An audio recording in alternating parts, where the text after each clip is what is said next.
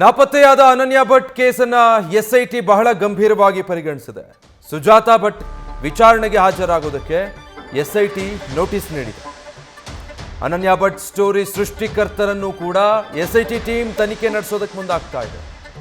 ವಿಚಾರಣೆಯ ಬಳಿಕ ಸುಜಾತಾ ಭಟ್ ವಿರುದ್ಧ ಪರಿಶೀಲನೆ ನಡೆಸಿ ಕ್ರಮ ಕೈಗೊಳ್ಳೋ ಸಾಧ್ಯತೆ ಇದೆ. ಈ ಕೇಸ್ ಸುಳ್ಳು ದೂರು ಅಂತ ಸಾಬೀತಾದ್ರೆ ಸುಜಾತಾ ಭಟ್ ವಿರುದ್ಧ ಕೂಡ ಕ್ರಮಕ್ಕೆ ಮುಂದಾಗ್ತಾರೆ. ಈಗಾಗಲೇ ಶಿವಮೊಗ್ಗ, ಬೆಂಗಳೂರು, ಉಡುಪಿಗೆ ತೆರಳಿ ಈ ಬಗ್ಗೆ ದಾಖಲೆಗಳನ್ನು ಸಂಗ್ರಹಿಸಲಾಗಿದೆ.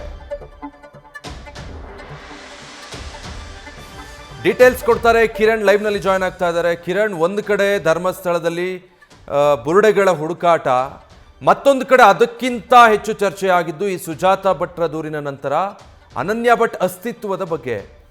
ಈಗ ಅವರು ಫೋಟೋ ತೋರಿಸಿದ ನಂತರ ಬೇರೆ ಟ್ವಿಸ್ಟ್ ಸಿಕ್ಕಿರೋ ಪ್ರಕರಣ, ಯಾವ ರೀತಿ ತನಿಖೆಗೆ ಮುಂದಾಗಿದೆ ಎಸ್ಐಟಿ?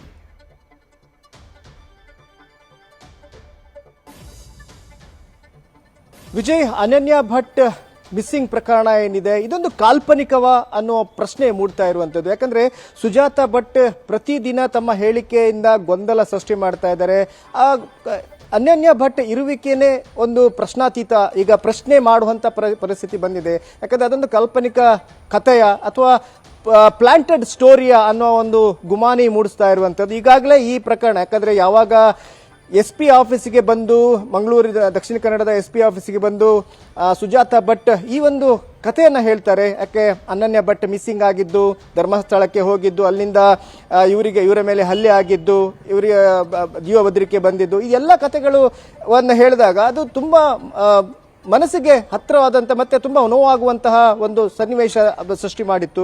ಇಡೀ ದೇಶ ಅದರ ಬಗ್ಗೆ ಗಮನ ಹರಿಸಿತ್ತು. ಮತ್ತೆ ತುಂಬಾ ಗಂಭೀರವಾಗಿ ಈ ಒಂದು ಪ್ರಕರಣವನ್ನ ತಗೊಳ್ಬೇಕು ಅನ್ನೋ ಒಂದು ಒತ್ತಾಯ ಕೂಡ ಕೇಳಿ ಬಂದಿತ್ತು. ಈ ಹಿನ್ನೆಲೆಯಲ್ಲಿ ಈಗ SITಗೆ ಈ ಒಂದು ಪ್ರಕರಣ ಹ್ಯಾಂಡ್ ಓವರ್ ಆಗಿದೆ. ತನಿಖೆ ಈಗ SIT ತನ್ನ ಕೈಗೆ ತಗೊಂಡಿರುವಂಥದ್ದು. ಆದರೆ ಇದರ ನಡುವೆ ಹಲವಾರು ಘಟನೆಗಳು ಈ ಒಂದು ಇದರಲ್ಲಿ ಬಂದಿದೆ, ಈ ಸನ್ನಿವೇಶದಲ್ಲಿ. ಯಾಕಂದ್ರೆ ಸುಜಾತಾ ಭಟ್ ಹೇಳುವಂತಹ ಘಟನೆಗಳು ಆಗಿದ್ಯಾ ಇಲ್ಲೋ ಅನ್ನೋದು, ಮತ್ತೆ ಅನನ್ಯ ಭಟ್ ಇರುವಿಕೆನೇ ಒಂದು ಪ್ರಶ್ನೆ ಆಗಿದೆ.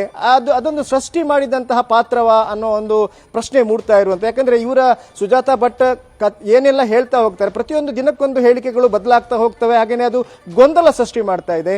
ಈಗ ಈ ಪ್ರಕರಣವನ್ನ SIT ತನ್ನ ಅಧಿಕಾರಿಗಳಿಗೆ ನೀಡಿದ ಹಿನ್ನೆಲೆಯಲ್ಲಿ ಅದು ತನಿಖೆ ಆರಂಭವಾಗುತ್ತೆ. ಈಗಾಗಲೇ ಅನ್ಅಫಿಷಿಯಲ್ ಒಂದು ಕಡೆಯಿಂದ ಮಾಹಿತಿಗಳನ್ನು ಸಂಗ್ರಹ ಮಾಡಲಾಗಿದೆ. ಬೆಂಗಳೂರು, ಶಿವಮೊಗ್ಗ, ಹಾಗೇನೆ ಉಡುಪಿಯಲ್ಲಿ ಹಲವಾರು ಕಡೆ ಈ ಬಗ್ಗೆ, ಈ ಪ್ರಕರಣಕ್ಕೆ ಸಂಬಂಧಿಸಿದಂತೆ ಈಗಾಗಲೇ ಮಾಹಿತಿಯನ್ನು ಸಂಗ್ರಹ ಮಾಡಲಾಗಿದೆ. ಒಂದು ವೇಳೆ ಸುಜಾತಾ ಭಟ್ ಹೇಳಿರುವಂತಹ ಇದು ಕಾಲ್ಪನಿಕ ಕಥೆಯಾಗಿ ಮೂಡಿ ಬಂದ್ರೆ ಇದು ಇವರ ವಿರುದ್ಧವೇ, ಸುಜಾತಾ ಭಟ್ ವಿರುದ್ಧವೇ ಕ್ರಮ ಆಗುವಂತಹ ಸಂದರ್ಭ ಬರಬಹುದು.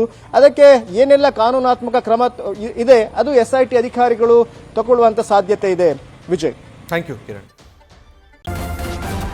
ನ್ಯೂಸ್ ಫಸ್ಟ್, ನಿರ್ಭೀತಿಯಿಂದ ನಿಮ್ಮ ಪರವಾಗಿ.